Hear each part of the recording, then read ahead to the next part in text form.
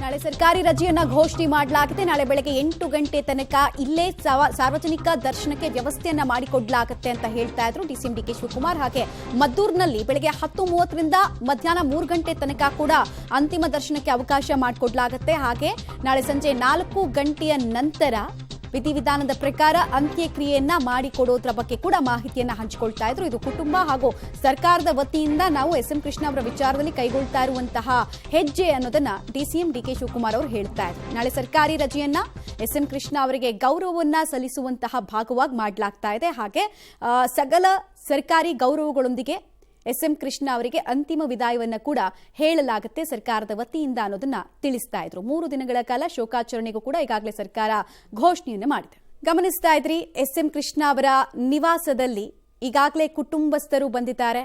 ಎಲ್ಲರೂ ಕೂಡ ಅಂತಿಮ ದರ್ಶನಕ್ಕೆ ಅಂತ ಹೇಳಿ ಬರ್ತಾ ಇರೋದನ್ನ ನೋಡ್ತಾ ಇದ್ದೀರಾ. ಹಾಗೆ ಕಾಂಗ್ರೆಸ್ ಕಾರ್ಯಕರ್ತರು, ರಾಜಕಾರಣಿಗಳು ಕೂಡ ಬರ್ತಾ ಇದ್ದಾರೆ. ಅಜಾತ ಶತ್ರು ಎಸ್ ಎಂ ಕೃಷ್ಣ ಅವರಿಗೆ ಅಂತಿಮ ನಮನ ಸಲ್ಲಿಸೋದಕ್ಕೆ ಅಂತ ಈಗಾಗಲೇ ಒಬ್ಬೊಬ್ಬರಾಗೆ ಬರ್ತಾ ಇದ್ದಾರೆ. ಪಕ್ಷ ಭೇದವನ್ನ ಮರೆತು ಎಲ್ಲರೂ ಕೂಡ ಎಸ್ ಎಂ ಕೃಷ್ಣ ಅವರ ಕುರಿತಂತೆ, ಅವರ ಕೆಲಸದ ಕುರಿತಂತೆ ಹೆಂಗೆ ಮಾತಾಡ್ತಾ ಇದ್ರು ಅನ್ನೋದನ್ನ ನಾವು ಹೇಳ್ತಾ ಇದ್ವಿ.